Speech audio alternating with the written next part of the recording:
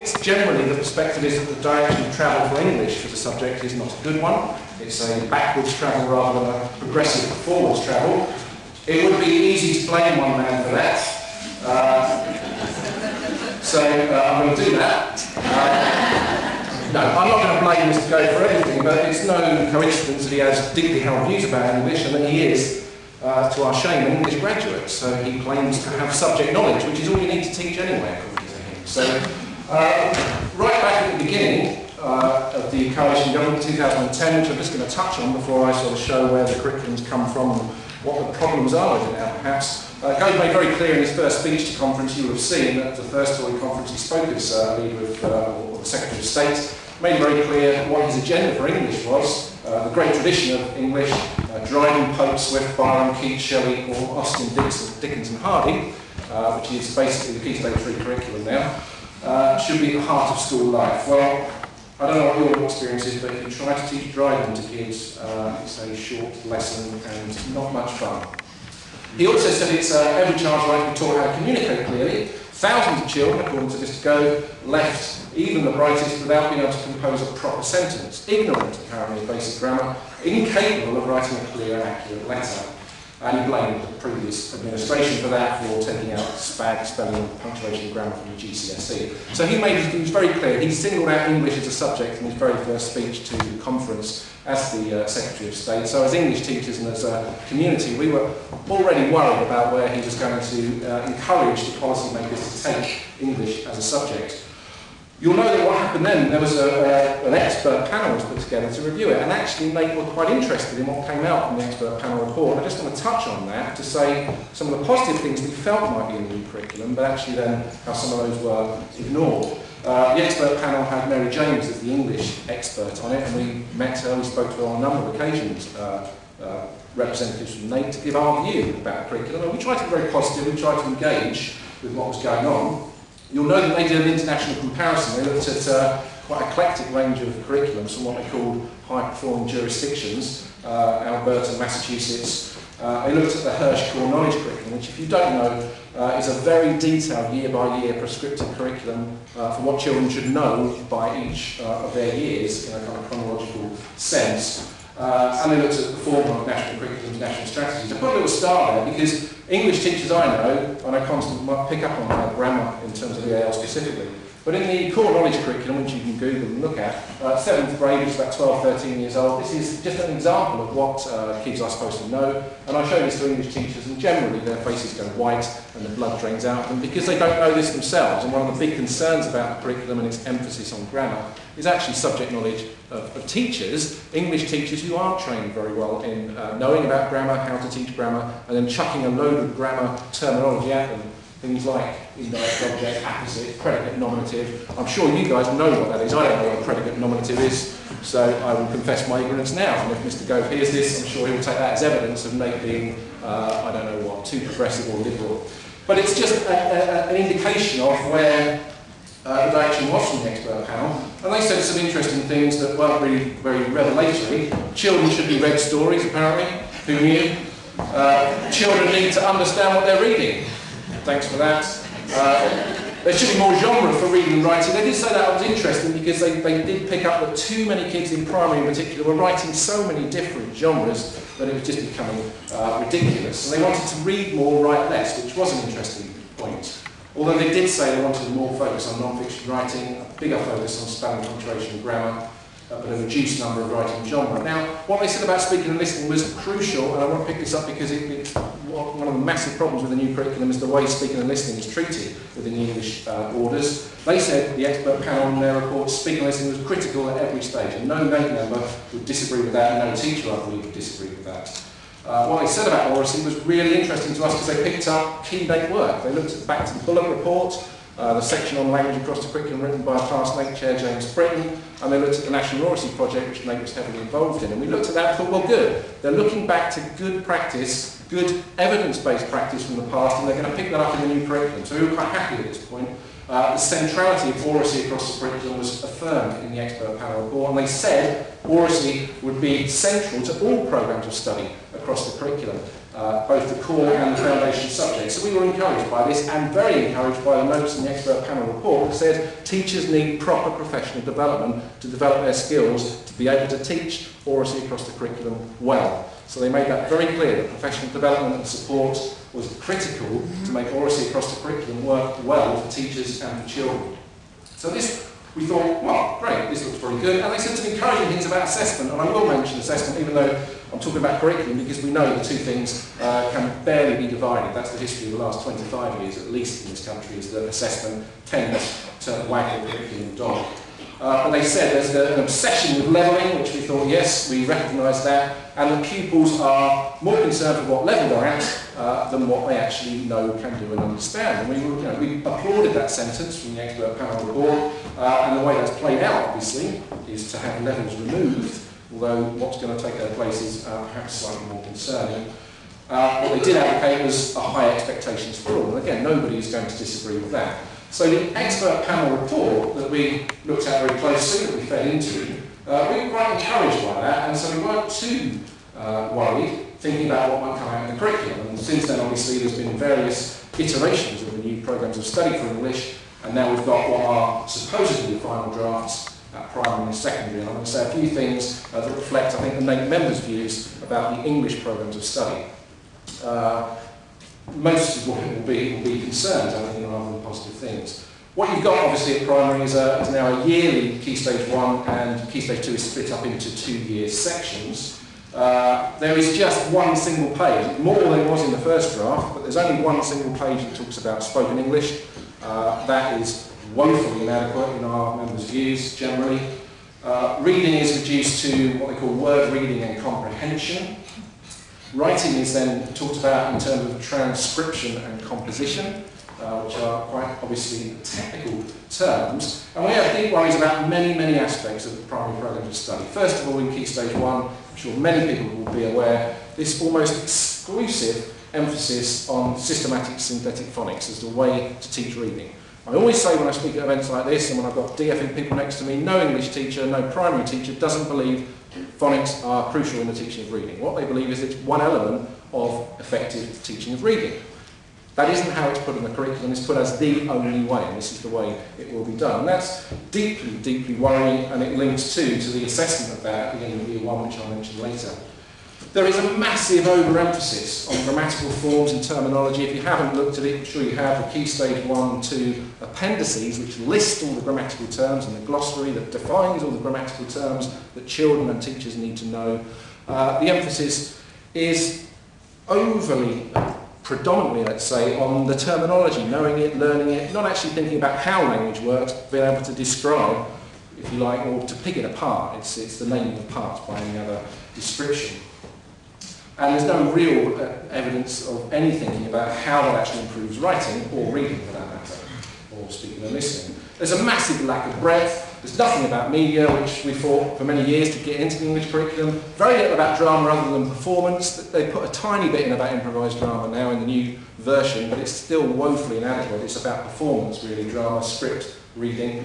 Nothing about ICT, nothing about creativity. There's one mention of creativity. I did another search last night across all of Key Stage 1, Key Stage 2, Key Stage 3, one mention of creativity, and it's words to the effect of, we know there's a lot of grammar in here, but we don't want that to stifle teachers' creativity.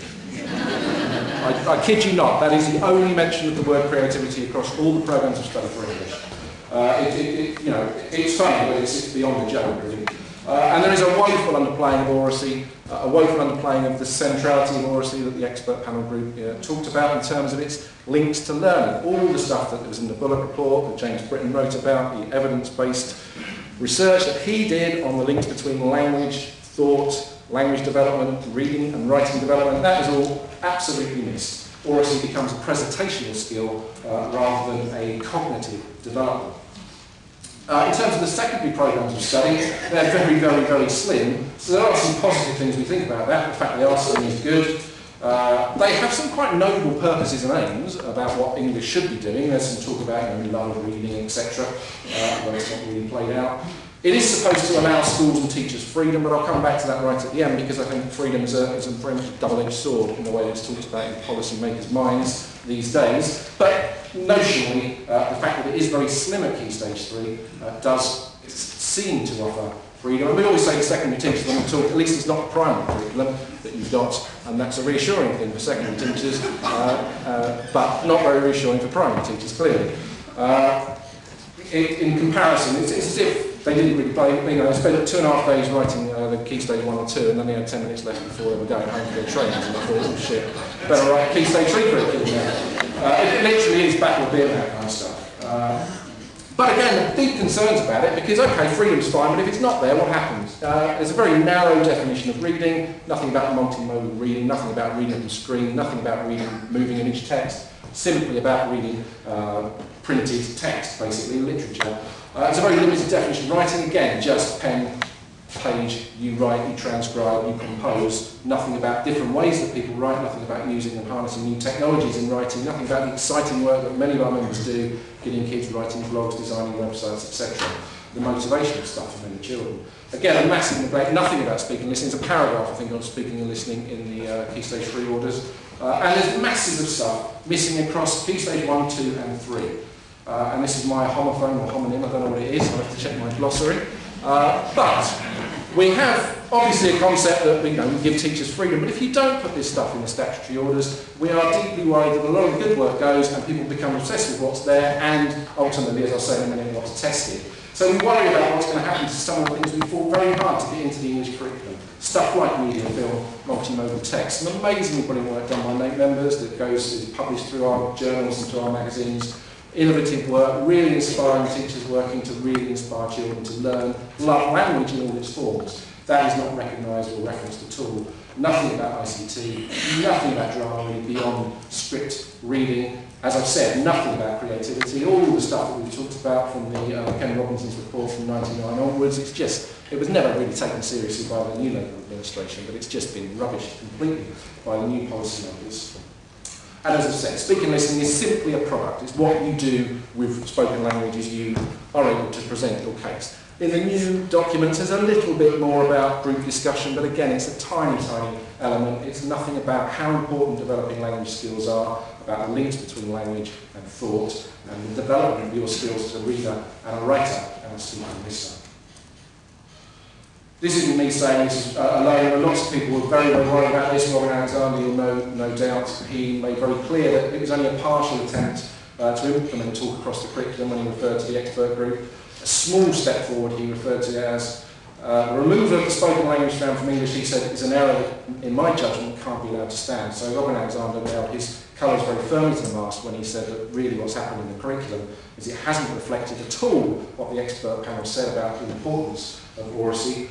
And Nate's been involved in a project called Looking for the Heart of English, and we've published a document called Meeting High Expectations, which is really interesting. It's a collection of very short papers from eminent people in their subject areas across English. It can be Googled, you can download it for nothing. Very short, punchy statements about what should be in the curriculum, and Alan Howe, former NATE member, high-ranking figure in the national strategies at one time, made it very clear again that there's a danger in the orders that talk will be devalued and in fact regarded as a lower order skill. He said it's fundamental to overall language development. This is a backward move that will disadvantage a whole generation of children. It's absolutely critical. That's probably our one biggest key concern, is what's happened to speaking and listening in the new orders. I'll just say a few things about assessment because it can't be ignored in this in terms of talking about curriculum. You'll know the Year 1 phonics screening test has been evaluated on various fronts. Even the DFE's own evaluation can't find very much positive to say about it. It can say things like, not all teachers didn't like it. It's about as good as it gets from the DFE. But the NUT survey and NATE's own survey shows many, many concerns about this ludicrous test at the end of Year 1, where the kids bark out 20 real words and 20 nonsense words in order to show what they've got. What the surveys and what the responses to those show tell us, it doesn't tell teachers anything they don't already know. It presents problems for the fluent readers who try to make sense of the nonsense words and give you a proper word in response. It's absolutely ridiculous, but it happens. It undermines their confidence. You learn at the age of 6 that you are a failure. I mean, it's a woeful world we live in, where you're telling 6-year-olds you have failed. However you dress it up, they understand what failure means at the age of 6, and it stays with them. And it costs a bucket load of money. It's more money being thrown at something which is absolutely pointless and absolutely more than pointless, damaging. And at Year 6 we had, if you haven't seen it, a grammar test, which is unbelievably I don't know which decade they got it from, but it's simply a series of questions where kids underline, the noun in this sentence, point to put the comma in the right place in this sentence. It's just all individual sentences, utterly decontextualised. To give you an example of how much thought went into this, I spent 4 days in Coventry looking at this test on a consultation group. I signed a secrecy thing, but I can talk about it now because who cares. They spent 4 days. Now, those 4 days, we're not talking about what's a good question, what's worth asking about grammar, is there any evidence about how this might impact on their reading and writing? Simply, we were talking about things like whether these questions are culturally inclusive. And by that, we were asked to look at a question that said, John and Jane went to the park, underline the noun in this sentence. Would it be better to have Mohammed and Yusuf went to the park rather than John and Jane? That was the level of the conversation and consultation about those tests. They were written by somebody in a room, parked out, checked, apparently with David Crystal, that they're grammatically accurate, and David Crystal will give you his view that all I did was say, yes, that's a noun. He didn't say anything. But of course, they now claim these are crystallised, these tests, and have been approved. No such thing. And they are woeful, but again, the problem is how it will impact on the Year 6 curriculum. The impact, the profile of those tests, what happens in the league tables, what are you going to do as a Year 6 teacher? Well, you're going to train kids up for that test. I can't see a way of getting through that test without being trained up. Fine if you're a brilliant grammarian, you know this stuff, you can teach it in context, but I don't think the majority of English-trained secondary teachers are. I really don't think primary teachers are confident with this stuff, and if you're not confident, you resort to buying the textbook, doing it the way the textbook tells you. It's deeply worrying about what will happen to Year 6 because of the accountability framework. At GCSE, there's still a bit of a moving feast at the moment, GCSE, but we are seeing that English language and literature are going to be completely separated. Language is going to be, is there going to be any literature in it? We're not sure. It goes against the grain of what many English teachers have tried to do for decades now, is teach an integrated language and literature GCSE. Part of this will depend on what ends up in the accountability tables, whether English counts double, whether it only counts double if you do it with literature. It's all a very complex arrangement at the moment, but we do fear that literature may slide off the agenda for kids, certainly for kids perhaps at the lower end of the achievement scale, won't get that rich diet of literature that Mr. Gove claims everybody should have as a birthright. I think he's waking up to the fact that some of what he's done with English is actually going to mean kids read less in secondary, and I think he's trying to kind of backtrack a little bit on that in the performance tables. There's a really interesting issue around grading. There's some stuff in the BBC News today about the grading at GCSE. They're going through this 1 to 9 scale. They originally had a 1 to 8 scale, and I think most teachers thought, well, 1 to 8 is A star to C, A star to G, that's fine. What's become clear and is coming out, if you don't know, you probably do, what they're going to have is 3 numerical grades to cover the A grade, a couple of grades to cover the B grade, a couple of grades to cover the C grade. Basically 1 grade, everybody below C gets 1 grade. No difference between F, G, E. Those kids I used to teach out in Forest Gate in East London who were developing EAL speakers who tried their best, I was going to say something rude there, tried very, very hard, and a massive achievement was to move from an E to a D. What is the motivation for them now when you tell them, well, if you don't get a C, you get a fail, basically? By any other route, this is just an O-level with a pass-fail. If that's how the grading comes out, they're still fudging it, they're still saying it's not going to be a complete correlation between H to G and 1 to 9 or whatever, but that's what they wanted, that's what the DFE wanted and NOCRA wanted. They wanted to be able to distinguish better between high performance, so let's have more differentiation of A grades, so 1, 2, 3 is kind of A star star, A star A, B plus B is 4 and 5, 6 and 7 is a C, so 7 is only just a C, and then 8 is everything else, the great unwashed. That's really bad in terms of motivation for teachers and for children. Finally, I'm just going to end by saying something about freedom, because we can be positive in that. We can say, well, there is some freedom here. You can be positive as well and say, well, the national curriculum really isn't national anyway, because so many schools are academies, so don't have to follow it, so we can just go and do what we like. Problem is, of course, that you can't exercise freedom unless you've got some power, some support, some knowledge. And the big problem as well at the moment is what's happening in terms of support for implementation. I'm chairing a conference up in Manchester next week, and the DFE guy wrote to me last night and said, I'm on the platform, you're chairing a conference, what do you want me to talk about? Well, I thought, you're the guy from the DFE, you're supposed to know what you're talking about. But he did mention, do you want me to talk about support for implementation of the curriculum? I said, yes, do. Because everything I've been to where I was in the DFE, they just say, you've got the freedom now, go and make of it what you will, and nothing, no support. Nothing at all about how the teachers are going to get this professional development, supposedly, we all need to develop oracy. Nothing about that at all. Just, there you go, off you go, you're free. Problem with that, of course, is if you don't have the knowledge, how do you use it? And there's a big concern about not only CPD, but about the initial teacher training that's going on, the way that's being deregulated, sent out into schools. Yes, it can work very well in schools. I work in teacher education with some great partner schools, delivering a coherent training route for students, but there are models where guys are just trained, are just sent out of school, learn on the job, and Mr. Go, as we know, thinks that teaching is simply that. It's a trade. It's something that you watch somebody do it well, you have a bucket load of subject knowledge, there you go, you can go and do it now. If you don't have knowledge, if you don't know where the curriculum comes from, if you don't have an underpinning theory about our subject, English in my case, you can't explore the freedom you're given. And I read this somewhere, I can't remember who wrote it. He said this is the kind of freedom that slaves have if they're crawling west on a ship that's taking them east. That's the kind of freedom that you get if you're just cast adrift, you're told you can do what you like, but actually the ship is moving in one direction, there's nothing you can do about it. Teachers need proper training when they come into the profession, proper ongoing CPD. We're not totally downhearted in NATE because we know we've had 50 years of NATE now, it's our 50th anniversary this year. What that 50 years has told us is that what teachers do, English teachers and all teachers in all subject areas, work together, they network together, they make things work, because what they do is they actually take the concerns that come from their classrooms, they obviously pay heed to the curriculums, but they try to make English as a subject work for their kids. And I'm just going to end by finally, because my publisher made me do this, my book is outside on the store.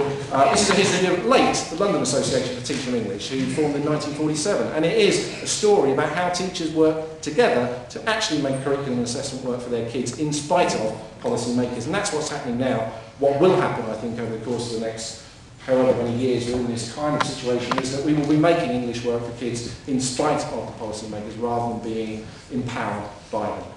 That's all I want to say. Thank you very much, guys.